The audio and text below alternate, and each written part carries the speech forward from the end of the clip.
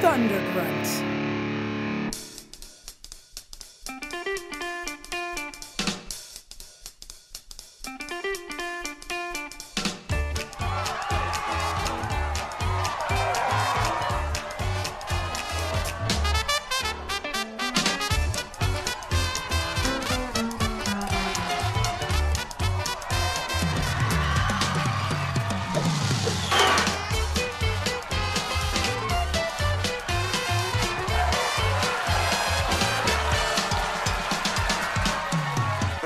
How you guys doing?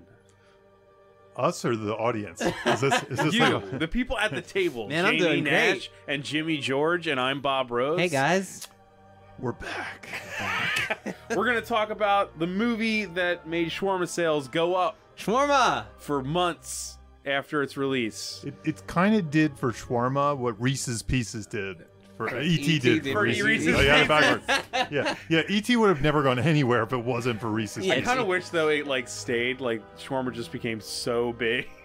They started selling it in, like, vending machines and stuff. Get your Iron Man shawarma. McShawarma. Big shawarma.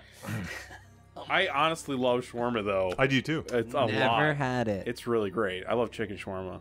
Where do you get it? Well, I guess this wouldn't make Around sense. here? We're gonna give a I'll plug. give a plug to Hummus Corner in Reisterstown, Maryland. They make a Okay. good Nice. chicken shawarma. Okay, I'm going there. They a sponsor. They're sponsoring the podcast. Yeah. Sponsoring the podcast. Just They- this one. When I walk in there, they're like, you know, the guy's like, "Hey, buddy, how you doing?" He knows me, so yeah, He thinks your name's Buddy. he knows I love Rene Russo. So Really? that's a weird bizarre. joke. That's a weird joke. All right, we're gonna Okay. talk about the Avengers. What a weird clunky opening for. Yeah, it's perfect. Yeah, it's a perfect It's metaphor. appropriate. Speaking of clunky openings, the Avengers. No. Who is this Joss Whedon guy? Let's Yeah, talk who about is Joss he? Whedon. Who is he? He first worked, we were just talking about it, on Roseanne. Yeah. And I was, Parenthood, I think? I was talking about how I was watching. I have a DVD of all the Roseanne Halloween episodes, and I was revisiting it last Halloween, and it was just one episode after another that was awesome. And then in the credits, Joss Whedon was in the credits for it. I was like, "Whoa! I didn't know that." So yeah, yeah, and I think like at the same time he was doing like script doctor work for like I remember Speed was the one he's most Oh, proud of. okay. Like, he Alien did Resurrection, Yeah. anyone? yeah, Alien Resurrection. What other ones do you I think do? he disowns that pretty much, right? Like, Does he? Yeah. Yeah, I Yeah. agree. paid the bills. Uh, Right. Yeah, but so he was doing script consulting. Then he did a little movie called Buffy the Vampire Slayer, which Ah. came out and he Not didn't like to so his much. liking. Still, Yeah. now it's beloved. Yeah. Now it's beloved. Yeah. I love it. I actually Maybe- really like the movie, so yeah. Paul Rubens is in it. It can't be too bad, right? He's the best part of that movie. He is the best Luke part. Perry, man. Yeah, Luke Perry. Great cast. And Donald Sutherland. And then from there, he got the TV show Buffy. I mean, it makes it sound like the movie gave him the Yeah, TV, which right. is the exact opposite of It what was happened. him. No, the TV show is him fixing a mistake. Fixing a And- mistake. Yeah. And he came up with this classic kind of Buffy verse. Yeah. Followed by, of course, Angel, and then Firefly. And all Die-hard those. fan of Buffy and Angel. I thought you were a diehard fan. I was like, I'm a diehard fan Did he write of that? Die Hard. 1 through 3. 1 through 3. And a diehard Buffy Angel fan. Man. Not so much Firefly, which I realize sets me in this weird other box because people are obsessed with Firefly. For me, Firefly is fine. It's fine. No, it's not bad. It's fine. I never. It's not enough I of it for enjoy me to it. go It's nuts. good. How's yeah, that? yeah. I like Serenity. No brown coats that- here. no. No, not brown brown coats, coats. but it's definitely a quality show. How many years after Firefly was over was Serenity? What was I don't think it was that long. I don't need you to look it No, up. I don't- yeah, I don't. I'm I gonna don't say think 4. So it's close Yeah. proximity. Far- Okay. yeah. Okay. Yeah. it took some like fan noise, Yeah. and stuff to get there. So It wasn't like a decade or anything. Okay. Or even as No. long as Star Trek, the movie after Star Trek. I was Yeah. working at a video store when it came out. Oh, so how weird is Wow. that? And Yeah, They were still alive. right. No, I like rented that to people at a counter. Me On VHS? no, No. DVD. I think VHS were Was pretty much gone. going by then. Yeah. Yeah. Okay. So Joss Whedon, he's a TV guy. Yeah, TV guy. I mean, he's No, right. he's I a- mean, I would say most of his writing is definable as TV. So how did he get the Avengers? Yeah, so he was talking about on the he starts the commentary saying the number one question people ask me is why did they hire you to do this movie? And Jimmy, you recently watched the I commentary. watched the We all commentary. watched the Yeah. movie recently, but Yeah, you watched and I watched the commentary, Okay. and he said it was just based on his relationships and the people who how do you pronounce it? Feige? Kevin Feige. I think Feige. Kevin Feige. He said Feige. Feige. Feige. I think One you of- pronounce it GIF. He was saying that the powers that be understood his passion for comic books, specifically the Avengers, and it was just based on his pre-existing relationships. I And guess his he was doing his X-Men run. The around X-Men that run time. was pretty big. Yeah. I remember that. And it, So- it felt similar in some ways tonally to his the Avengers in a lot of ways. You know, it's self-aware a little bit, but also respected the characters and the situations. Yeah, Like So- Buffy, you mean? Like Buffy. like Buffy. I mean, that's what Buffy is. It's a self-aware vampire show. Absolutely. Yeah. But yeah, so it was just about that. Did he mention at all? Because of course Zach Penn wrote the first draft. Zach Penn, Ready Player One. Yeah, about that we just talked about that. Yeah. So did Zach Penn? Did he talk about that first draft at all? Because what I remember seeing the headlines was that he really trashed it in some ways. he didn't talk about. didn't Zach talk about Penn it. very much in the commentary, He's- and in fact, Well, whenever you're saying that Joss Whedon trashed Zach Penn's first draft. Yes. Okay. Yes. Because Zach Penn apparently, and to give Zach Penn some, credit or some defense, I think Zach Penn's original draft of the script, he was working on it throughout the Marvel incarnation. So yeah, he that wasn't. makes sense. Yeah, he wasn't. So he actually, for example, I think I heard that Thor wasn't really in his draft because they weren't sure if Thor was going to work in the movie. Right. So, and it was even a draft of that Zach Penn wrote where Thor was introduced in the Avengers. Like that was going to be his introduction, Wow. which I could kind of see. So Zach Penn had Yeah. been working on something based on the pre-existing movies building up to this, and sort of Marvel was assuming this is how the Avengers would and be. I think it was a moving train. Yeah, that makes sense. So- he does not discuss that at all. When Joss Whedon showed up and they hired him, Joss Whedon took one look at Joss. the script. Josh. Josh, I was wondering if one of us is gonna do it. It's funny too because I'm actually saying Josh, but I say it with an H. It's like Cool Whip or whatever. Cool Whip. Cool Whip. Cool Whip. It's like my lisp. I'm actually saying Josh. Josh. I'm sorry that I feel bad. So Like- now you're like now you're Hoss? making fun of me. Hey, making Hoss. fun of a disability. You're making now. fun of a disability. Jamie. It's my Baltimorean accent. But so when he first saw the script, I'm just calling him he now. When Whedon, Whedon. When my Whedon. friend Joss Whedon. I'll pronounce the Whedon. H. Whedon.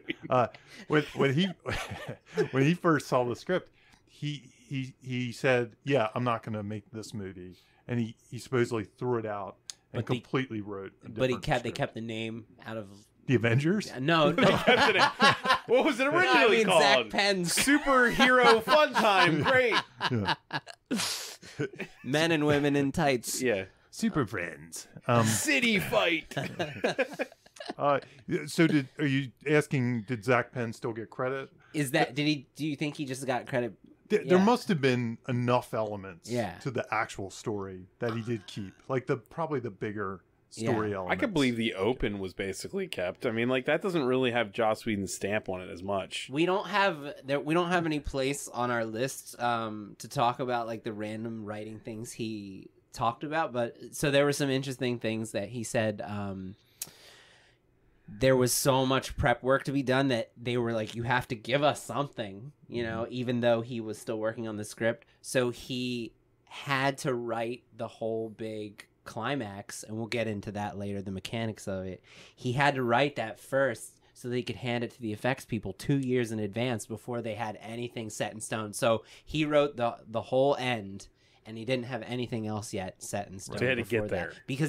Because everybody, he had like teams of people who needed to be I've heard building of similar things. stories, like on Spider-Man 2, like the train sequence in Spider-Man 2 was already storyboarded before they even had a fascinating. story. Yeah, and he so the makes fight. sense. So the Iron Man, he was really gracious in the way he described this, and I thought he was really gracious throughout the thing. But it's funny, I don't remember him mentioning Zach Penn I at don't- all. I don't think But- he has any hatred towards Zach Penn. He's but just speaking honestly. But he talks a Yeah. lot in the commentary. If you're listening to this, he does talk a lot about the writing process of this movie, a lot. the Thor and Captain America, the Thor and the Iron Man fight, that was not his. They brought it to him. A bunch of storyboard and effects people had been wanting this fight in the movie since its inception. Like, we have to have a scene that very much feels cuttable from the movie. Yeah, exactly. But I still enjoy it. So, I would not want to cut. And he said he said his job with that scene was to make it motivated. He said, my only creative contribution to this fight is how to make the fight make sense within the framework of the story. I had nothing to do. And he said he was talking about shot for shot that were other people's ideas. He's like, the first thing they gave me was there's like this undershot with their like striking each other, and it's from underneath of them, their fists together. He was like, someone actually showed that to me, and was like, we want them to fight. I knew. Best line in the movie, in my opinion, too. One of the best lines is him going, Shakespeare in the Park. Yeah. Are you interrupting something? Shakespeare in the Park. That's great. That's a great line. So one of the things with Zach Penn as well, going back to that the story by, the only stipulation they gave Joss. The only stipulation they gave him for the Avengers script, he had to include all the Avengers. Loki had to be the villain. At the midpoint, there had to be a battle between the good guys, or in the middle, not necessarily the midpoint. They gave him that. Yeah, they said he had to have that. He was required to have that, and there had to be a big epic showdown with the bad guys in the end. So that might have been enough similarities to Zach Penn's script, who probably had the same marching orders. And then if he had scenes like you mentioned as well, that would probably be enough to get him some kind of credit on the screen. That makes sense. Yeah. And then, don't you feel like the opening, the writing, and even almost execution feels like an X-Men movie more than it does? That's a good point. Than it does an Avengers. And Zach Penn wrote a couple X-Men movies, right? Yeah. Just that. You're right. It doesn't feel like a Whedon open. It's a little bit clunkier than I think Whedon would make it, and it just feels like that could be left over. Yeah. Could be. It doesn't even feel like it's part of the movie, because like the title's separated from the actual movie. The title, the Avengers title itself. Yeah. So the Firefly has like this weird kind of clunky opening that's action oriented. Like it does. Yeah. You're right. It does. I could be wrong completely. I'm just guessing here. Slightly similar. Though I don't know. Well, who knows? So we'll have to ask Zach Penn. Right. Yeah. We can't. We don't have him on. Here he is. Yeah. Zach, what do you think? Hey guys. I mean, so this being the first big team up movie, the approach, as you were talking about, as you both were talking about, had to be really almost all. It's weird because we were saying it doesn't feel like a movie, and it being the first giant team up movie, maybe this is the first time this was ever attempted in history. Yeah. It doesn't feel like a traditional movie. Yeah. I didn't appreciate. So, amidst the first time I saw it in 2012, amidst all the hoopla, that sort of subtracted for me away from what its responsibility was, which is like it's shouldering the weight of so much shit. At that time, 4 franchises, all those franchises, all of the fan expectation for the history of comic books, and no one's ever done anything like this. And I think for what it has to shoulder, it succeeds so well. Literally the best film going experience I think I might have ever had. Wow. It was there's no cool. People were falling out of their chairs in the theater. But when I watched it, I was kind of like, this was good. But, removed from all the hoopla and like knowing where it's gone since then, and how like if this didn't work, like think of how many more movies wouldn't. Yeah, it's Iron Man and this, and then going forward, you could point to a few more. But Guardians those 2 movies had to work for this all to work. There'd be no Guardians. Yeah, there'd be none of that. Yeah, I remember when the movie came out. I don't know that I was bored of superhero movies or something, but the one thing I hadn't seen from any of these superhero movies was teaming them all up together in a big way. So it kind of gets lost. We might forget about that now, many years later, when we've seen a lot of team-up movies. Yeah. But that was the first where they were like, can they pull this off? Can they put all these characters together and still make it work? Will it make sense? And it did. It did. Do you think that even considering all the things we just talked about with Zach Penn, Whedon's good with an ensemble? Yeah. And that comes from television. Yeah. I mean, he's good at writing lots of dialogue with lots of characters in one room staring at each other and quipping. Yeah. That's kind of what Buffy and Angel are. Yeah. they're even as much as they're called Buffy and Angel, they're group shows for sure. It's a team. They're the Scoobies or whatever. Yeah, so. it's an ensemble show. It works. He found an incredible way to give everybody something to do. He was saying in the commentary that the first draft was 190 pages, and Hawkeye was just kind of standing around in every single scene. So once he figured out that he needed to have Hawkeye be like sort of a villain, that reshaped the whole story. And Which then it ended Jeremy up... Renner hated, by the way. Yeah, no, and he even said he felt bad making Yeah. it. He was like, this is his time to shine. And I was like, you're not going to be an Avenger actually until the end of the movie. I heard there were also earlier drafts, and this speaks to this, where the Wasp was in it. He said there were more. There was even Ultron. There were more. So there were more heroes and Yeah. villains. It was way. He described it as being way more bloated. And then the two breaks in the story that streamlined it were Hawkeye and Coulson. Once he figured out the Coulson angle, now motivation. So he was ordered to kill Coulson. We call him Phil. Phil. Yeah. He said that he was from Why are you calling him Phil? from the time he was hired on, that he was like ordered to kill Coulson.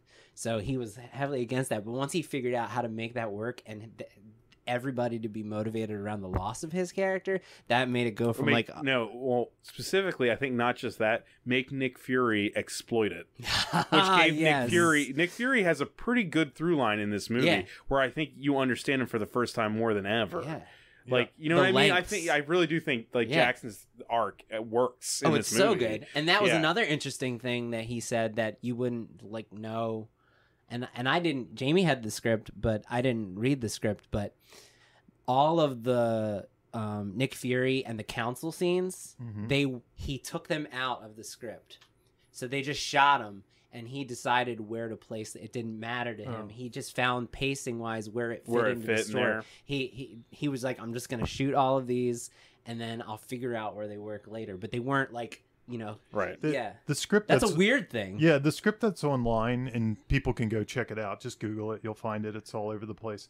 It struck me. I did a quick read through, and it seemed like more of a production script, like something they do after the fact, probably for Oscar submissions and stuff like that. It didn't necessarily feel like the rough. Yeah, it felt thrown together. Yeah, like you honestly, like for the WGA, I get these books. They send me these books of the printed screenplay, and they do tend to be some cleaned up version. Like the one I was most interested in always was like The Force Awakens, because I was hoping there'd be some secrets they left behind, and there wasn't. It was like so cleaned up, and you could just tell. It's the exact screen movie. It is. Okay. It is. But yeah, he discussed how there were a lot more characters, and it was way more even more bloated than it ended up being. Yeah. We think that was just from the actual task being so huge. Yeah. Went overboard with it. Yeah. Everything. I mean, he's a fan, so it would be an easy movie to make that big. And he did a great job of giving each of the heroes their own arcs and stories and motivations. And whenever you have that, times 5, times 6, times 7, it just it can be huge. Did you guys ever? I think my one complaint with the deleted scenes in this movie is they cut out Cap in one scene dealing with him waking up. Oh yeah, it's online. I'm pretty sure it's on YouTube. It's a great scene for character building. So he discussed that too. Did he discuss it? He discussed it. He said originally he shot 3 or 4 scenes of Captain America dealing with the man out of time aspect, because it hadn't really been dealt with post the events the last time we saw him, and all he was trying to do with those scenes was capture his sense of isolation and loneliness. And he said he felt that the punching bag scene where you just see all the punching bags on the floor captured isolation and loneliness on its own and didn't need all that extra shit. It probably needed runtime too, right? Yeah. And to cut it from 2 hours and 30 minutes to 2 hours and 28. I still really like those deleted scenes though. I mean, I get what you're saying. I get what he's saying, but it really just because Cap just comes in. It's just it's so brief, Should have been a post-credit sequence on Thor or something. Now here's Cap learning how a television works. Yeah. But it was it was interesting. Yeah. How's this remote? What's this? A remote control? It's an old man getting lost in a like department store. Oh man, Captain America's my favorite character. Yeah, he's great. Yeah. I mean, we're not talking about the portrayals though, Jimmy. Yeah. Why does Marvel work so well though? Let's talk about that. Why does because this is the linchpin that I think enabled it to get to 10 years, enabled it to be Infinity War. I think the simplest answer is the characters. Yeah. I think that's the simplest answer. I was thinking about this coming here because, again, characters is so simple.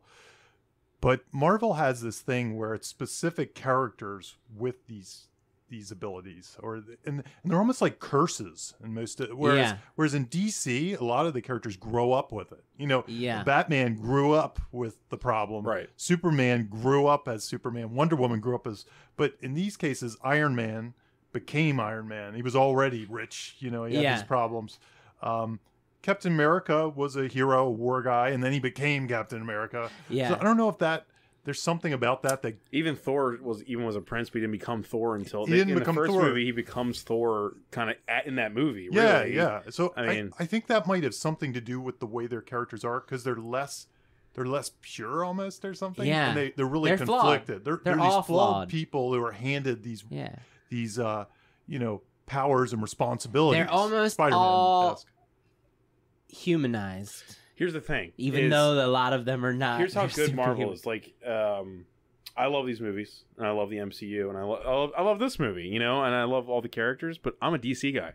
How about that? I prefer those heroes, and I prefer the purity and the fact that you're not supposed to relate to them, their ideas. I prefer that. Yeah. That interests me more, because I don't really, in the case of superheroes and such, and the writing and everything, I prefer them not to have my problems. So you don't want them to be people. I was never a Spider-Man fan. I don't care.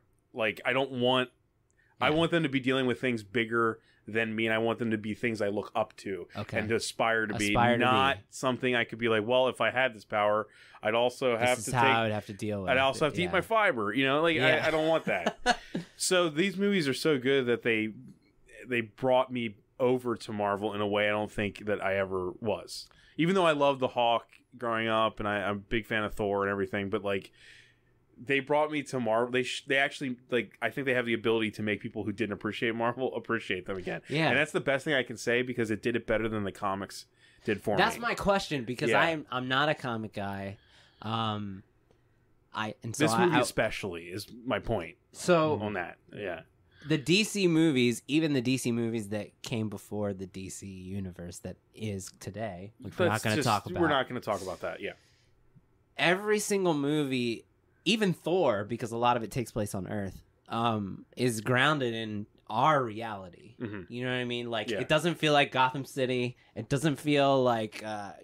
it feels like it's here and now, and I feel like the grounded in reality, every single one of these characters and stories that we've seen so far, feels like it could... It doesn't feel like it could happen, but it does. The MCU feels very present. Yes, that's the word I'm looking for. It's not otherworldly at all. It's really tangible. Yeah. Like, oh, if there was a guy who was rich and made a flying suit, I could see that happening. You know, which is weird, because like, this is not. We're not going to talk about the other one, but this is like the more cartoonish, fun, colorful universe. Whereas if you looked at the other one, it is like the more gritty. Dark the one. Irony in that. It's really weird how we got weird paradoxes. It's really a lot of weird stuff, but this one, a good point. This feels more now and here, and it's just a present with us. Well, 9/11, I think, is inherent in the Avengers. I think so too. It's really inherent in the DC universe. And Man of Steel is like 9/11 in the movie. Please, let's not talk about DC. We're not going to. I can't. I mean, you're asking. It's relevant. It's a relevant thing. Yeah, it's relevant. Bob's always angry. That's your secret. That's a secret.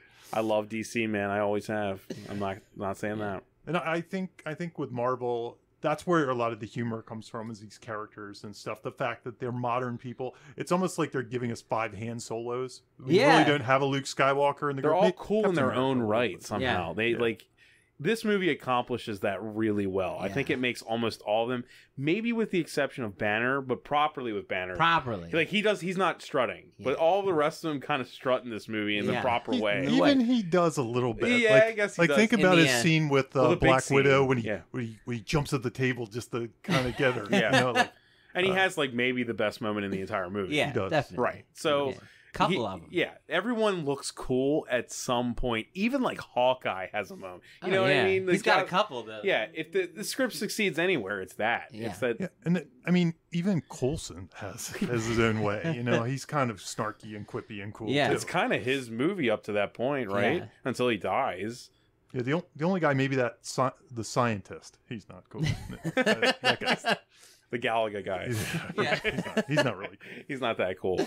But it's I mean, like the conceit is, I think it works completely because we've also lived with these characters too. No one had ever done that before. Oh. You know, really you never impressive. lived with. I mean, Iron Man. We lived with 2 movies before we even got here. Yeah. You know what I mean? Everything's established. Think of all the time too in the writing you don't have to worry about. Yeah. No one in that theater needs to know a damn thing about Iron Man. Yeah. Walking in. Yeah. That's really important, it's Really right? important. Yeah. Basically, if this movie didn't happen, we would have never had the Tom Cruise Mummy movie. Yeah. Think about that, people. No, it's really true. I liked one aspect of that movie. I didn't see One. I can't wait to hear it. Oh, you want me to tell you what it was? It was the Dr. Jekyll portrayal and Mr. Hyde. It was very accurate to the book. And the rest of the movie was the rest of the movie. Yeah. Opening scene in MacGuffins. Yeah. What's a MacGuffin and the history of that?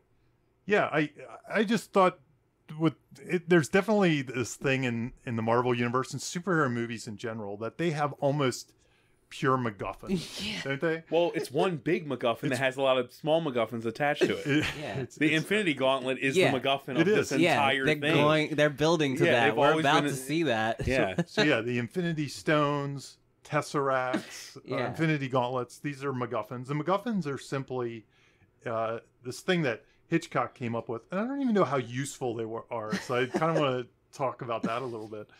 But it's basically just the thing people are after. Yeah. And in Hitchcock's purist version, I think he was almost making fun of them, or maybe even making fun of the audience or something, by saying the more interchangeable they are, the more MacGuffin-y they are. Oh, really? Yeah, that was his thing. So the perfect example of MacGuffin would be like the Pulp Fiction briefcase. Briefcase. You know, because it could be anything. Yeah. It could be a bag of money. It could be a nuclear codes or a bomb or whatever. I point to Indiana Jones movies. They're MacGuffin heavy movies. So absolutely. Yeah. So the Holy Grail, the Holy Grail has Stones. been the MacGuffin in many movies, Right. Yeah. Including like Monty Python movies. Yeah. So those are typical MacGuffins as well. And if basically, I think the rule that Hitchcock had was that if they were interchangeable and he really didn't affect the plot by what they were, that was a true MacGuffin. Like, that's the point I think he was getting at. They've sort of it's sort of evolved to this thing where even the One Ring is a MacGuffin, but the One Ring kind of does affect the plot. Yeah. You know, it has certain powers that it's not interchangeable. You couldn't just flip it out for I think the term box of gold. has kind of extended beyond that, though. I think you're right. I think it doesn't matter that it's interchangeable. It just is the thing that they're chasing. I've even heard people just basically extend it to the character goal. You know, like it could be a psychological MacGuffin or a person. Oh, a psychological MacGuffin. You know, but I've never heard that. I think they want to be happy. That's the MacGuffin is happiness. I think it's almost getting to the point where what's the purpose of using the term MacGuffin? You can just use a goal. But I think the reason, MacGuffins were so popular, it was like, let's throw this thing in that one side wants and the bad guys want.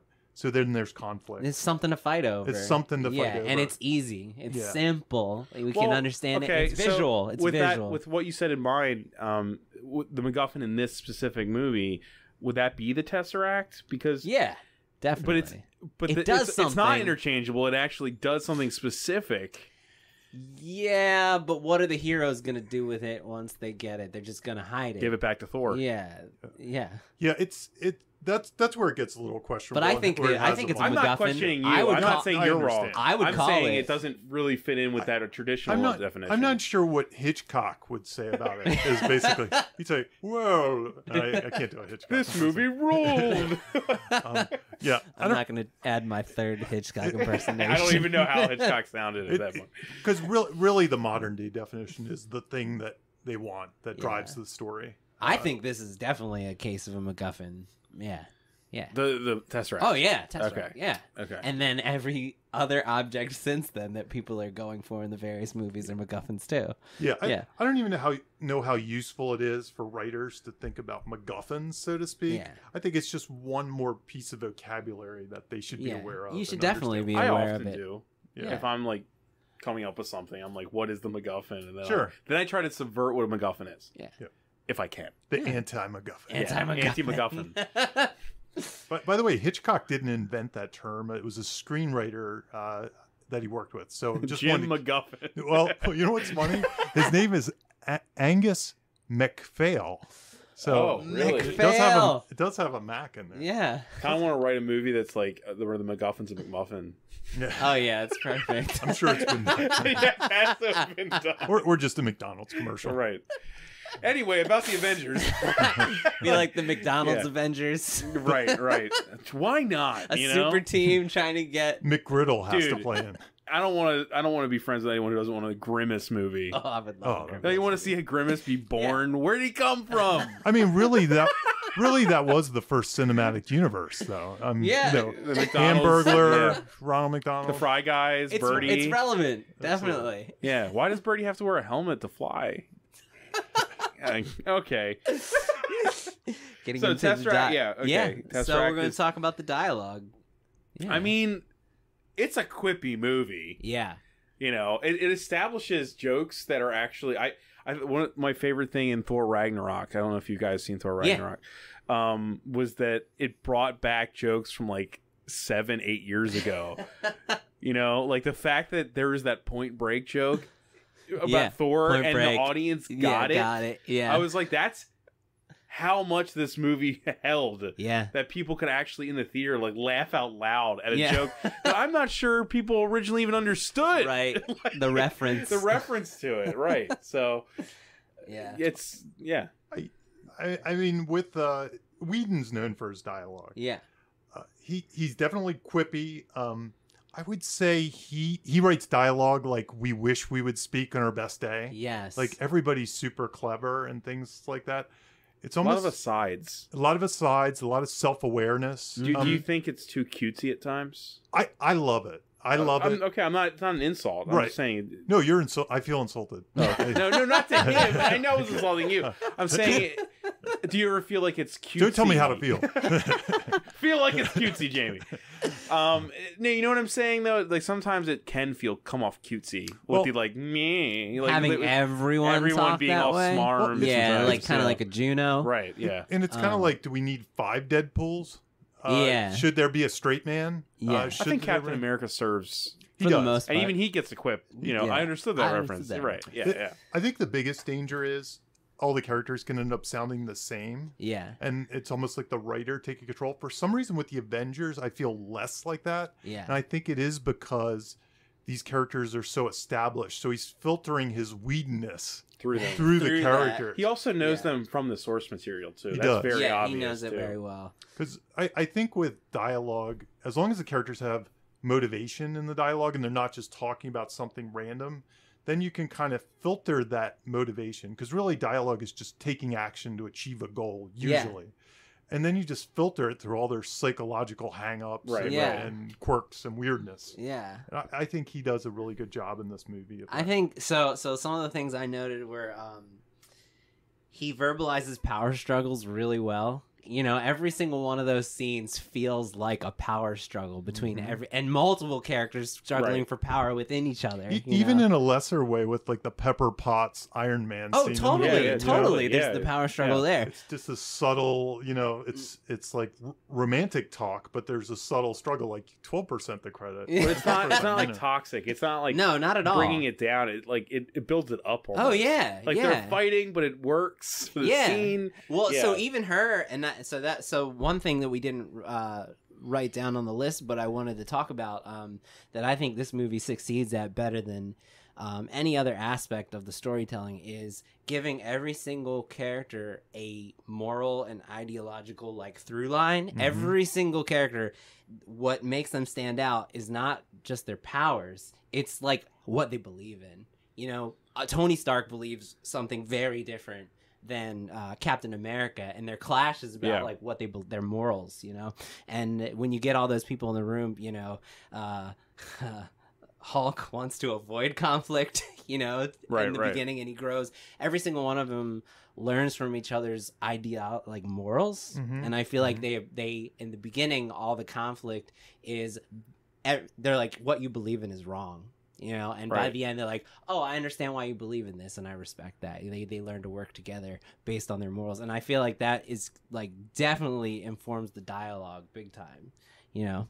And I think a lot there's a lot to learn even from with that. Nick Fury, like even down to Nick Fury, the lengths he's gonna go, to, like, he just wants to win the war, you know. He'll do anything to win the war, you know. It doesn't matter. Also, this is a weird, I guess this goes with your point, but this is a weird thing I noticed this morning while watching it.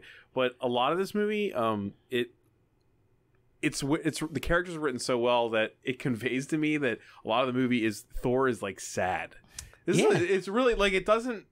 It's not his normal thing for all He of feels his guilty. Yeah, like the guilt. I was like, it actually really sticks and well, like how he views this all as his fault. Yeah, from the previous movies. From the previous movies, Loki's his responsibility. Yeah. He feels kind of shame, but there's like a moment where like he gets blamed for everything, and instantly he's on the defensive. And I was like, it's actually pretty meaty, like all that with him and Nick Fury and them blaming him. And I was like, I never really thought of it as a Thor movie, but it kind of is on the backbone of it. Yeah, because of his story with Loki. With Loki and everything. It's kind of like the end of that story in a way. But it's well written. Oh, yeah. It's just a small, tiny little thing part of the movie. And I was like, man, he's really sad in this movie. He's like, really sad. Okay.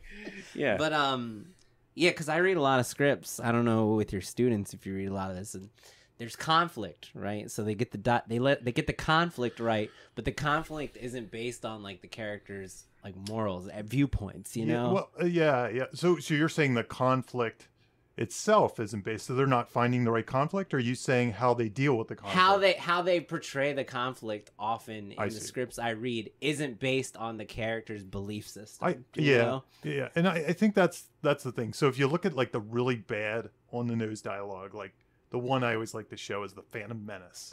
You know, it has totally on the nose dialogue. So these characters are not really even characters. They're just these kind of props where they're saying lines to get to the next scene. And they're having a love story, and it's just like, I love you.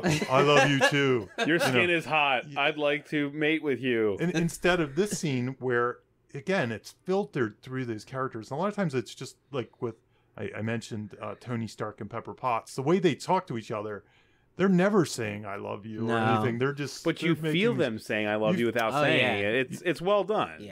Yeah. You feel there's, you know, even when Coulson comes in to interrupt and stuff, then there's like a jealousy aspect to it. Yeah, he's like, Phil. Since when is he called Phil? And it's amazing too. Like Coulson's so well written in this movie that only like the small bit of fandom of Cap just defines him completely, right? You know what I mean? Like you gave him a heart with this tiny little storyline. It works before you kill him. Like it made that death so much more heartbreaking because he was a fan of Captain America. Right. Because it's really well done. He's almost like the audience in some ways. Yeah, that's what he's almost like. He's almost like the fan in the audience, like loving the characters. Now I don't know that the fan in the audience really feels like these characters shouldn't be acting this way. Like that's how he's the one that sees the optimistic side. Yeah, he believes in them more than they believe in themselves. Right. Yeah, he's the believer. Coulson. Oh, Coulson. Yeah, Coulson. Yeah. Right. He knew this was gonna work the whole time. You know. To some degree, I think Fury also plays that part. Yeah, right? He does. I mean, but he's also fighting with others that don't. Actually his belief is being questioned by the council. Yeah. Whereas Coulson doesn't have anyone throwing it in his face. He's just pure fanboy, I guess. Fury is kind of the cynic as opposed to the optimistic Coulson too. He has a side of him that he's going to keep some weapons just in case too. Like whereas I think Coulson's the type that wouldn't make some weapons to fight Hulk because he believes in the best of Hulk. I agree. Think with also to give credit to this movie. Looking forward to where it went, it also made Fury a much more interesting character because from this moment on, it's like we know he's there to save the world completely, but we also don't trust him. He's always got something up his sleeve no matter what, and it plays well in the future. And he mentioned in the commentary that he was sure they were going to cut all of the gray area of Fury. That would have been such a shame. Yeah, no, he was sure that they were just going to keep him like... Yeah, don't cut Sam Jackson. What are you, insane? He gets paid a lot of money. Yeah, come on. Yeah, you want Sam Jackson on screen. He was like talking about every time there was a scene where Samuel Jackson was, Nick Fury was, when he's holding the bloody cards, he said, I thought there was no way that this was going to be allowed to stay in the movie. So I'm glad that they let him do that. What do you mean, to reveal that, like, he... Yeah, that he did it as a ruse? Yeah. But that gives that whole thing character. Yeah, I mean, that's all character there. He was convinced they were going to cut it, so I'm glad they kept it. Thank you, Marvel. But isn't that why we're here right now talking about it? Why Infinity War's coming out in a few weeks? Yeah, like, because they let that stuff happen. Yeah. They let the filmmakers do what they do, right? Yeah. Oh, one other dialogue thing I wanted to mention. This was an example of this is something that got cut. He does a lot of verbal setups that are then visual payoffs. So an example is they're having their quips back and forth, and Tony Stark says, "You can smell crazy" on Loki to Bruce Banner. And that was originally a setup for a payoff later for a scene that got cut where Loki was making multiple versions of himself in front of Hulk, and then Hulk sniffed, and that's how he beat up Loki. Yeah. So, but he does a lot of stuff like that. Just he uses dialogue as setup payoff a lot. Also, in that scene, that exact moment when he's like insulting Loki, and then Thor's like, "You watch what you say. He's my brother." And he killed 80 people so far, and he's like, "He's adopted." He's adopted. Yeah, just a great moment. Yeah, great dialogue. Yeah. But so there, I do think there's a lot to be learned. How to do dialogue well through this movie for sure. Yeah. I sometimes before I go into a script, I do like these heavy-handed, quippy, clever dialogue writers. The I don't know, Aaron Sorkins, the Diablo Codys. Tarantino to an extent. Who else? Amy Sherman Palladino from Gilmore Girls. I actually love watching things they write, and I get that in my head when I'm writing because it just inspires me. Like, look how clever! I'll never be that clever, but I should think about being at least a little more in clever. Real life. It gets you into the rhythm. Yeah, it gets me in the rhythm of something. And, Cheers. And watching when I think.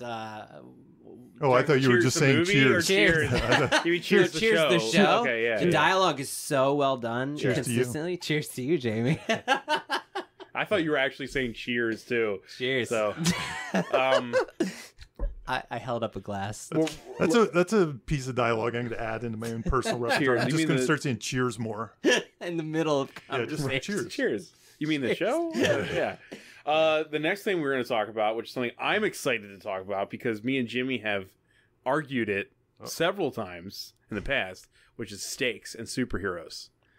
We've argued it a lot. In the past. I feel like I've won you over a little bit with because you were arguing like I was 2 years ago. In life, not about this script. Not about this script, but you were arguing. Well, that's what we should talk about. Why does this work? But people have been reading these stories for 70, 80 to 100 years, and they always read those comics knowing that so and so's not probably gonna die. Yeah, not gonna die.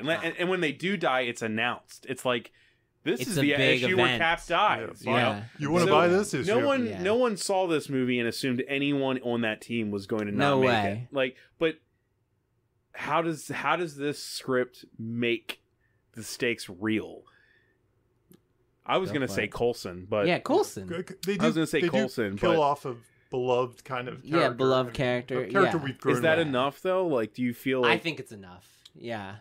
I think too. It's one of those weird things where, as long as we worry about the characters and whether they'll succeed in our own kind of part brain sort of way, I think that's the key. I think that's where the nuclear bomb comes in. It does. The nuclear bomb, I think will definitely kill at least 3 of them, right? Yeah, because part of the stakes isn't death for them; it's failure. It's failure. And that was exactly what I was just about to say. Is they have goals, right? And they're based on their morals and ideologies, and if they fail, that's enough. I feel like. I feel like Jamie just said the better answer that I should have said to you like 2 years ago. Because I was trying to argue with him why superhero movies still matter, even if we know they're not going to die. I'm on your. I know you're now. You're on my team, but I remember then we had maybe I wasn't. Well, you were not then. Yeah. We had a big argument about it. Yeah. We're so angry with each other. No, all we the weren't time. actually mad. We were never mad. I'm not saying We had that. a discussion. Right? Yeah. I found in myself I tended to gravitate over the years towards stories that there was a visible price that was paid for the victory. I don't know what there is. That works well. Yeah, and I don't know in superhero movies. So even like Thor's guilt would be the example of a physical price. I need a physical price to be paid. Okay. To really make it feel earned that they won. Okay. Whether that's a death of a relative, whether it's a sacrifice of a relationship, something, whatever, or just a personal sacrifice. I personally gravitate toward those stories. They feel more real to me. And when it doesn't have that, it feels like a little bit like we're missing something. Well, do you feel like, I mean, the whole end is based around Tony Stark sacrificing himself. The fact that he lives, we know he's going to live. Yeah. But I guess it kind of it rounds out his character that we know that he would have done it. Yeah, that he would have totally died for New York. Yeah. Yeah, right? It doesn't water it down that he actually lives, does it? No, I don't think so. In this case, in this tone, it's fine. Yeah. Do you think that doesn't need to die? Do you think that the success of the team itself and the importance of that team is stakes itself? Meaning like this is their first outing. The first outing. So if this doesn't work, if they can't get these people to work together, like what does this mean for the rest of the world? Sort of metaphoric to the whole franchise. Yeah. Yeah. It's a meta. Do you think? I think those are stakes in this story. Yes. Yeah. Go with what Jamie said too. I think there's a lot of stakes. Right there, it's really meta. There's a lot of stakes too.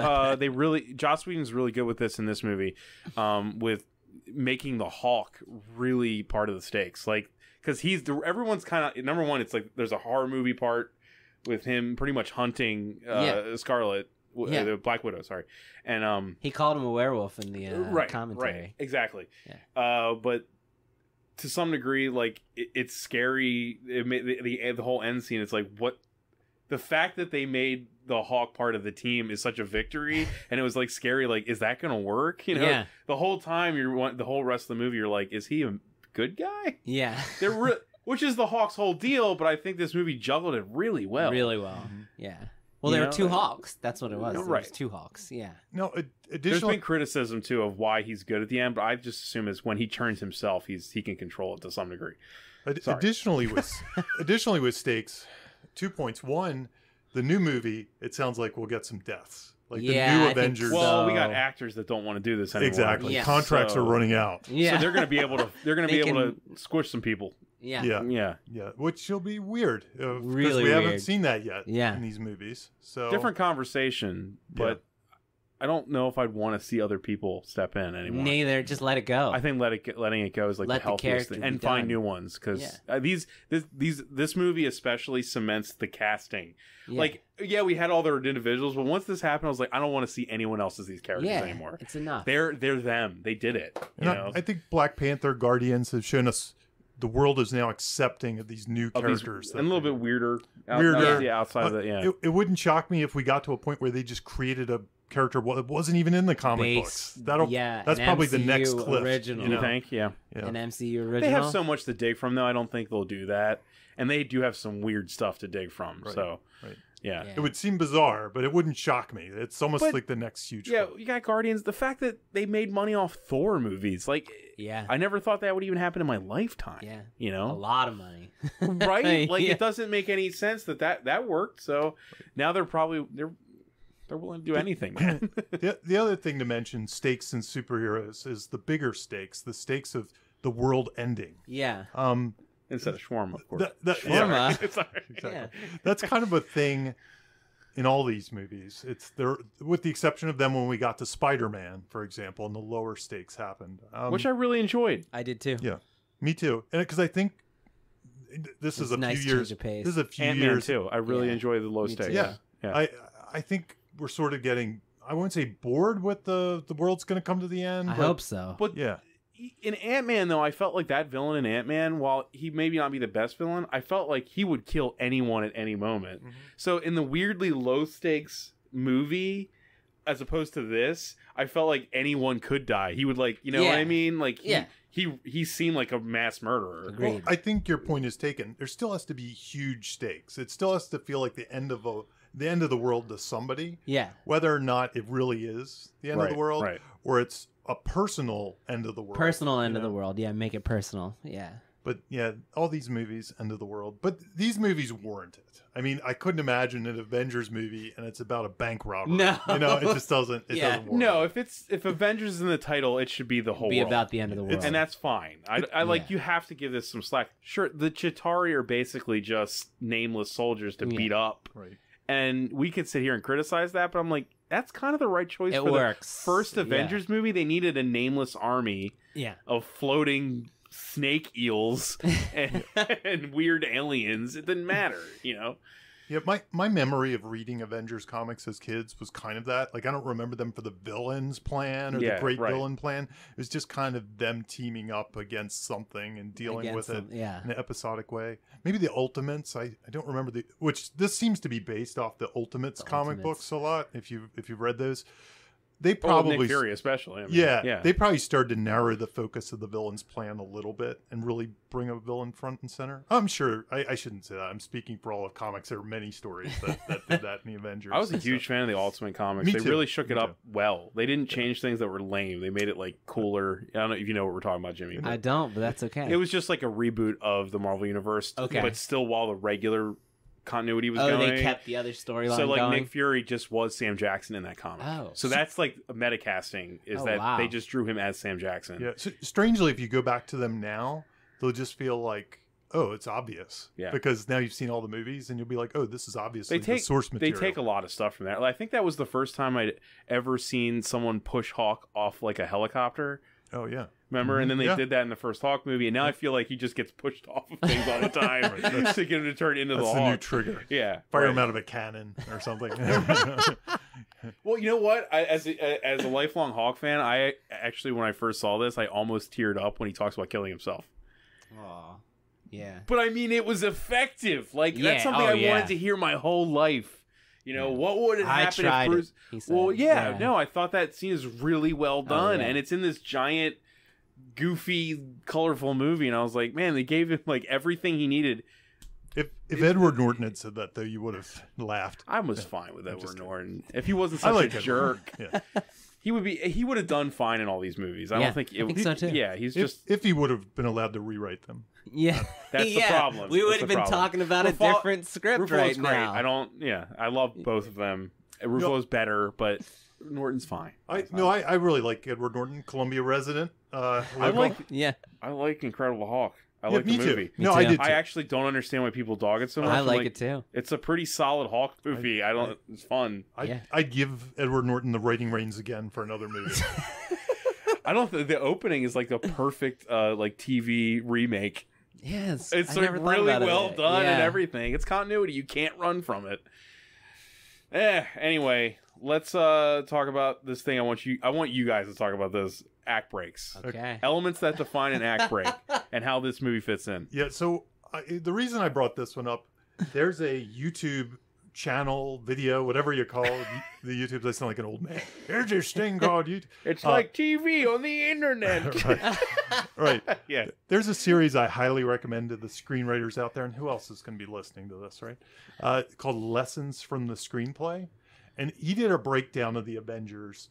And it's sort of it's less a breakdown of the Avengers and more him wrestling with Save the Cat and Truby and that kind of thing. Like he's like, do these things make sense? Do they help my writing, or do they cloud things? And he broke down the Avengers using them, and then he kind of re-asked, like, well, what's the purpose, or what's the reason behind an act break? And I thought that might be an interesting question for us to kind of do for ourselves. To unpack. Yeah, to unpack. Yeah.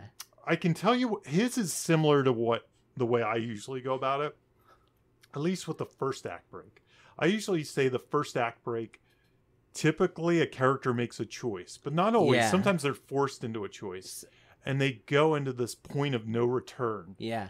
So they're in a new world. They kind of have to go in this direction because of a choice they made or something like that. For me, with the first act, I always test it by testing it against my log line. And I say my log lines all have a goal, a hero, a goal, an obstacle, and stakes. And if all of those things are established, generally I say it's time to move on to the next act. Because, once the hero chooses some goal to pursue and there's something in his way, it's time to move on to the next act. Yeah. So that's not what his answer. I'll give his answer after. So I'm with you on a lot of it, almost verbatim. I think it's the moment. The act break is the moment. Like the world, like you said, point of no return. The world will never be the same for the character again. They could never go back to the way things were before. For instance, Marty. Is Marty going to get back to the future now, right? So it's when Marty... I'm really big on... a lot of people call it central dramatic question. I like to call it central story question. CSQ is like my abbreviation for it. And for me, the end of Act 1 solidifies... For like the first set... For the whole first act, we're trying to figure out what this movie is going to be about, right? And it's coming into focus slowly. So the hook creates the hint of what this movie is going to be about, and all the events leading up to the choice at the end of Act 1 then bring that question into focus. So it's, will Marty get back to the future? And that question doesn't become definitive until the end of Act 1.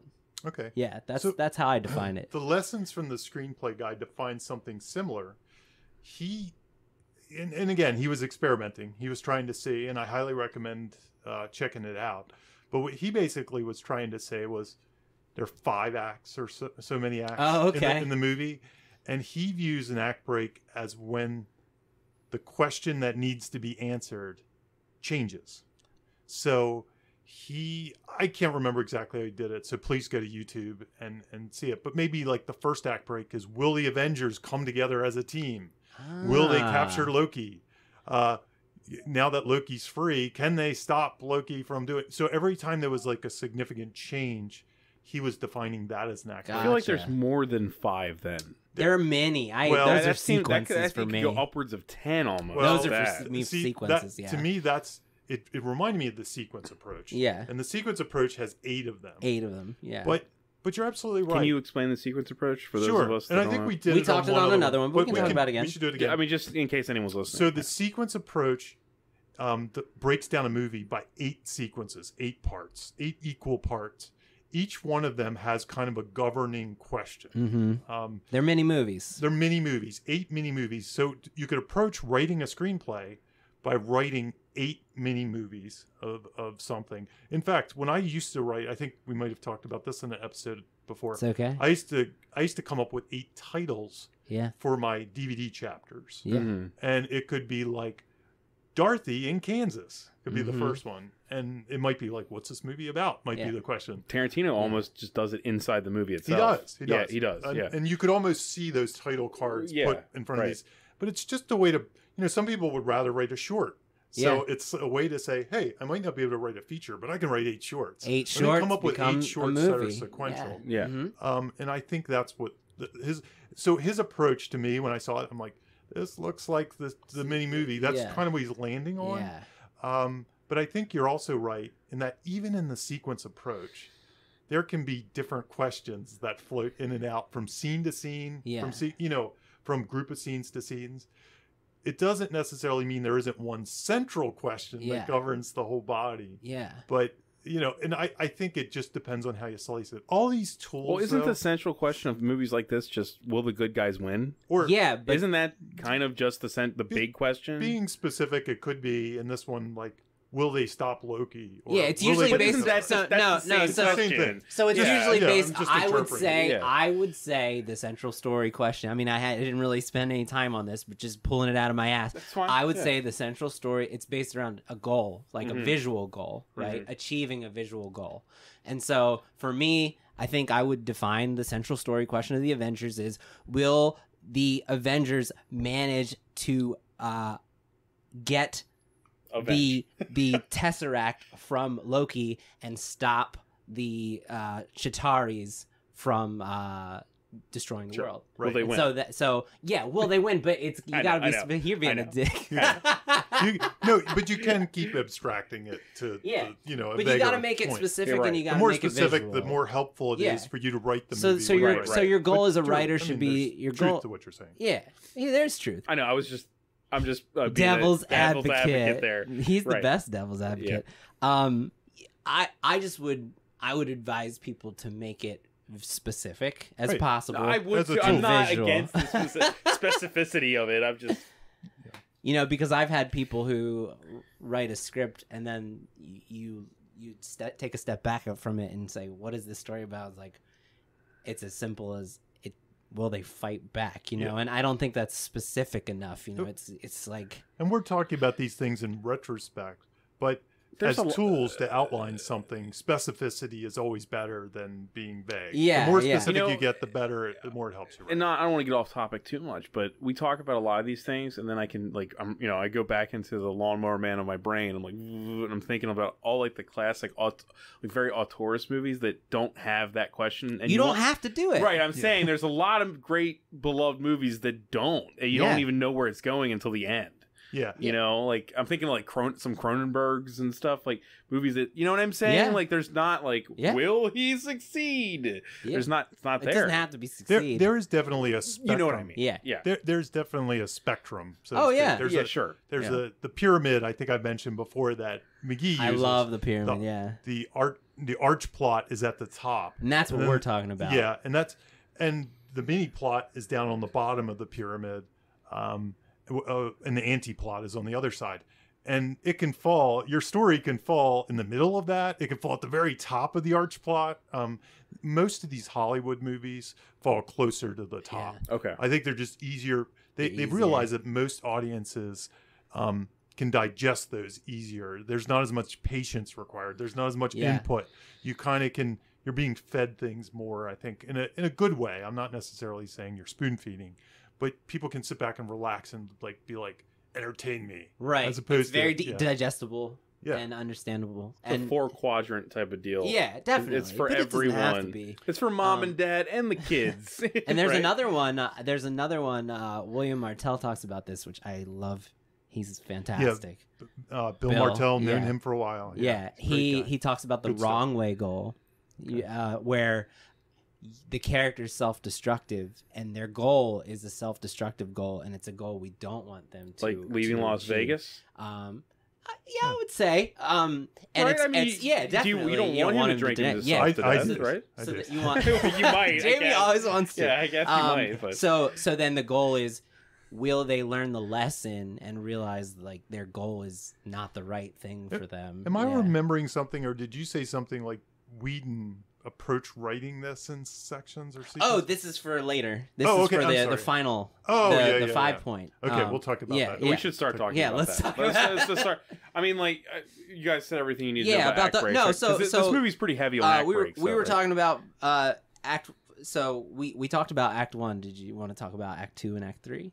I'm good to the Act 3 is what I'm interested in. I mean, Act 2, I think we covered some of it in some ways. I think we did. I think we did. Yeah. Okay, good. Yeah. Let's talk about the finale. Yeah. So there's a thing that Blake Snyder has, it's not in his first book. It became a blog post that he wrote shortly after his first book, and then it ended up in his third. It is in his third book, I believe. It's called the 5-point finale, or I've heard it called other things too. I think he might have called it the 5-step finale. Originally he called it something slightly different. Yeah, he changed his verbiage. But I really like the 5-point finale as a tool. It's not so great breaking down scripts all the time, though it actually works pretty well.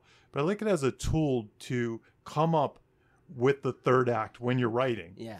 And because the main reason is I see a lot of new writers, their finales, and we'll talk about this. So this finale is going to have at least 5 points, but a lot of times writers only have like 2 points to their finale. So it's just the predictable thing happens. It's like the knight goes to kill the dragon, and he does. Yeah. So it answers primary very question, simple, pretty much. yeah. So it's a great tool to force yourself to think of the finale as a movie unto itself. Yeah. A 5.5 sequence movie. Right. Ups and downs. Yeah. And I think with the movie like the Avengers, or we talked about Ready Player One, or a lot of these big blockbusters, they have more than 5 points in some ways. I think it's gotten to the point where they want, so that's why this doesn't work totally as a diagnostic tool. It doesn't totally work after the fact, because I think what they realize now, I always feel like the third act, and they always feel overly long to me. I get a little bored. Like the movies, when is it gonna end? Yeah, but I think it keeps ending and ending again. I think they almost view that third act though as like, this is the last episode of the season. Yeah. Right. We got to pack it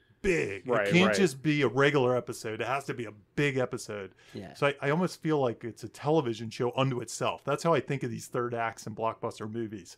It is, you could almost cut it off, send it to us, and it's, now you're going to watch the last episode, or maybe it's even the last two episodes. It's the two-part episode. Yeah, two-part. It's like a cliffhanger waiting for it. That like, here's where it picks up. It's a cliffhanger. So I'll go over the what the 5-point finale is super quick, and then if you can help me break it down as best we can. I'm very interested for this. So Star Wars is one that easily breaks down in some ways.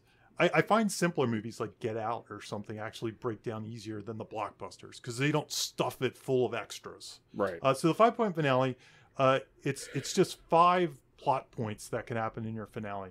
The first one's like gathering the team. A lot of the suit up kind of stuff is in this. Yeah, suit up. Guys putting knives in their suit. They actually say that in Avengers. It's a joke by Stark. So yeah. And most of these action movies actually have this gathering of the team. Sometimes it's the planning scene. Yeah, like make the plan. The attack on the Death Star. Yeah. Like, we're going to go in here. Yeah. And they're loading up the last goodbyes or whatever before they launch the attack. The second one is the storming of the castle. Yeah. And it's basically whatever that plan, that suit up was. Let's go storm the castle. Sometimes it literally is storming the castle. And other times... Ready Player One, I think, was literally storming they have to storm a castle. Yeah. She actually says, get to the castle. Have fun storming the castle. It's based... It is, like you said, it's based on the plan. So sometimes, if it's a siege story, it's defending the castle. Yeah, right. So you're still doing the gathering the team. Everybody get together because we're about to be invaded. And in like a romantic comedy, it could just be like, I'm going to go spill my heart to her. Yeah. During a wedding. It's very during the wedding. That's based on genre. I'm going to drive to the airport. Right. And stop them before they get on the plane. To drive to That's the the castle. Yeah. So these things are analogous. Don't think of them too literally. Yeah, exactly. It's based on the genre and then the one that... This is the one a lot of new writers miss. So if you're working on a finale... And the funny thing, when Blake Snyder wrote his first book... And we're not preaching Blake Snyder. I know I talk about him a lot. It's easy to understand. It's easy to teach with. When he wrote his first book, he just had finale as the last 25 pages. The end. He just said, this is the part that ends the story in a cathartic way. Something. That was always my big problem with and he fixes it when he comes out with this. This is in the third book. Yeah, because he goes beat by beat, like every 10 pages has a new beat. And it's like, the last 30 minutes of your movie is just a beat called the finale. The finale. So the Hightower surprise... That's really weird. Yeah, the Hightower surprise is the one people are missing. But it really says there almost has to be like this midpoint to your finale. There's some false defeat almost. Or it's a false defeat is a good It's good often way to a false conceptualize defeat. You often see like they get there and then, there's this rug pull. Like it's not going to be as easy. The villain gets the upper hand again. The villain gets the upper hand. I can see where you're going with this exactly. Yeah. Okay, go ahead. And then after that... It's surprising how many movies have it almost beat for beat. I'm seeing all of it in the Avengers like so hard. Without ever reading it or anything. It's just intuitive. All this stuff's intuitive. So the next part is dig down deep. And dig down deep, the way I instruct this, and it's not always this way, but I think that dig down deep is the thing. It's them deciding to do something that they couldn't have done at the beginning of the movie. Right. So it charts... This is kind of the ultimate culmination of the character. Yeah. And if you follow along with these things, it's the true moment of growth. It's the true moment. It's use the force. If you follow along with these things, you'll have a character arc. The problem is people don't follow these and they kind of stuff a character arc, and then it's just checking a box. Yeah, and it doesn't even play into the end. He needs to change here. She needs to change here. The character's like, I have changed. I see it all the time, man. Oh man, that's all amazing. If you do a Hightower surprise, and since when I go, it'll insist that your character arc is part of the overall story. It'll make your character arc essential if you do it right. Like it doesn't work without it. It doesn't work without it. So that's the dig down deep part. And then there's executing the new plan. So they come up with the new plan based on now that the villains have taken the upper hand and they've realized if I dig down deep, I can take the upper hand from the villains again. Do you know what movie might be a better example? There's tons. There's probably tons, but it's making me think of Predator. Predator's a great example. Yeah. The whole like every point in there is pretty much covered in Predator. Star Wars is like hands down. I mean, that's true. I don't know. It just made me think of Predator. The whole thing. There's the weird thing I always have with Star Wars, and that's the one they use for it before we launch into the Avengers. The Avengers one. The Star Wars one, the Hightower surprise, isn't that big of a surprise to me. Like that's the only one I get. Vader comes in. When I give that as an example, the surprise, it isn't like, surprise, we have a force field. Yeah. It's more just like, it's not as easy as we thought. Yeah, so it's kind of more difficult. Yeah. But it's easy to track it. It's easy to track because then they use the force as the dig down deep. He blows it up, It obviously has the planing scenes. So Star Wars tracks easy. The surprise isn't a huge surprise. No, agreed. It's just like, but I also think that says something about the Hightower surprise. It doesn't always have to be a big, clever surprise. It can just be like, yeah, that's not going to work. You know, kind of thing. Yeah. We got to do something else. So the Avengers, again, help me with this. So the gathering of the team. It's definitely when he says suit up. It's right on screen, literally happening. There's not.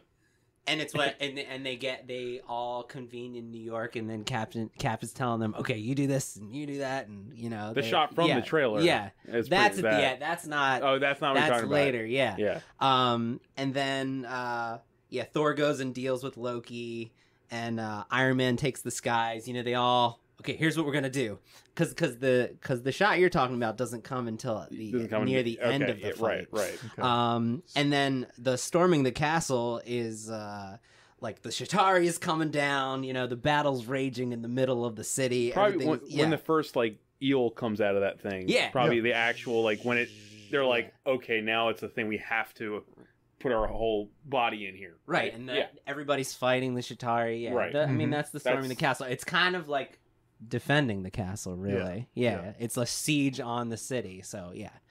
Like Rio they're Bravo. Really easy and interchangeable defending or storming. I read something. It really just means the plan. Or yeah. I read somebody that compared this to Rio Bravo. I was like, that's a weird comparison. I'm not familiar with Rio Bravo. Maybe for you, a better comparison would be Assault on Precinct 13. Okay. Yeah. Wow. A really weird comparison, but New York City as the station, and then I like that. Yeah. So the others are attacking. The one thing we didn't get to go in. I mean, we're kind of flowing here. Sorry. Let's just keep going, and then I'll say some stuff about the last act. Okay, we'll talk about Rio Bravo. Yeah. Rio Bravo. You don't like Rio Bravo? The Hightower surprise is when the Security Council is like, no, F this, we're just going to send a missile in there. Nuke it. Yeah. Yeah, and that it's kind of a stake raiser, much like a midpoint big time. Would be. It's personal stakes. It just got personal. It even has a ticking clock, just like a midpoint would have. Yeah. So the dig down deep is actually Tony. It's Tony deciding, okay, I'm going to sacrifice. Is this Whedon giving the movie pretty much to Stark at this point? I think so. Honestly, a lot of times, if you want to see who your protagonist is or your most important character, this dig down deep is really will the place define where you it. look. Yeah, because all the rest of them kind of just stare while it's happening, and that's all they do. Yeah, it gives. I would agree that it defines Tony as the lead. Yeah. Which is probably no surprising thinking about that era of. And his movie made Marvel. This all happen. It did. Yeah. It did. Iron Man's responsible. Totally appropriate and fitting. Yeah. So the dig down deep is Tony deciding I'm going to sacrifice myself for the greater good and get rid of this missile. Which is great because it's in contrast with his character. Oh, it's perfect. An arrogant, selfish, greedy guy. Goes selfless. I can see your wheels turning about this 5-point finale. I can see it. Well, yeah, because I don't think I haven't only ever read the first Blake Snyder book. I never read the sequel. This isn't the third one. The third one's just as good. I'm not familiar with this, so it's nice to know. The second one's all diagnostic. You're in the third one? I'm in the third one. Jamie! He mentions you? Absolutely. I get a whole page. That's awesome. I did not know that. Yeah.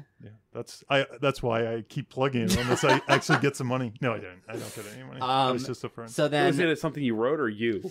Me, it's a long story that I'll briefly synopsize right here. But I knew him before he wrote the books. I actually wrote a script with him before he wrote Save the Cat. I didn't know that. Yes. You were doing a script podcast. You probably should mention this stuff. I guess. So yeah, I knew him. He was a friend of mine before he wrote Save the Cat. He would try out his Save the Cat stuff on me while I didn't know he was writing a book. So he'd use all this jargon, and I just assumed it was the jargon of weird LA types. So anyway, that's my quick aside. So now the executing of the new plan is when Iron Man, sends the bomb through, and then he falls to Earth, and then they regroup together as a team. Now, when Tony wakes up, and you get that shot.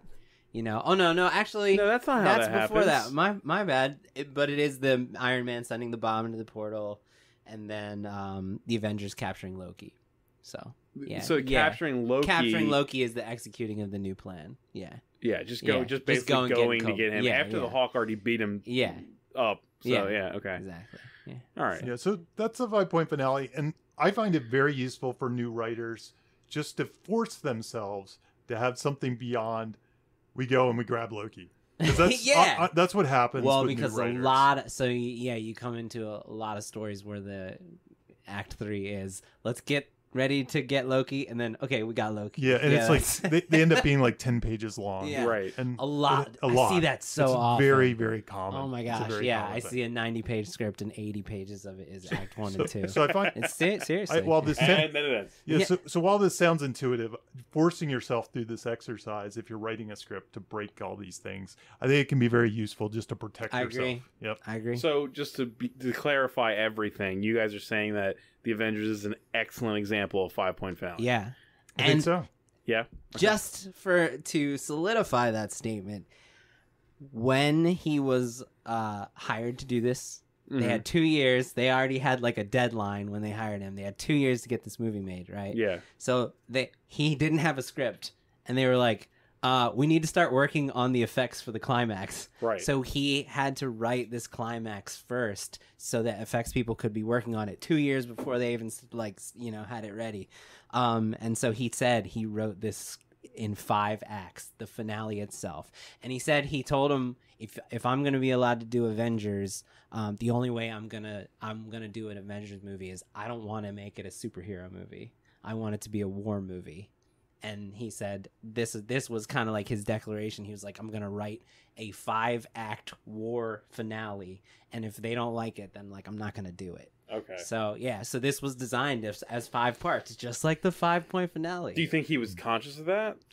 I would doubt if he knew what the 5-point finale is. I don't think he needs stuff like this, man. Okay. It is intuitive. Yeah, and it's very intuitive. I think it's more a tool if you're stuck or if you're new or something. I just think like it fits right in, like you said, because it's very intuitive. Well, I think it shows that people are doing, they're not just grabbing Loki. He's thinking in bigger, very experienced, top of his game guy is doing it in a way very similar to this tool. This tool will help you get there. Just like all good tools, I think what you find is people will put a name to something that you're doing. Right. So you go, you're doing it right, and they're like, you're doing that. Like that's what this is called. And often the tools, they go, here's how you could do it in a different way than that you haven't been doing it before. And you go, I never thought of that. I am going to try that. Points. Yeah, exactly.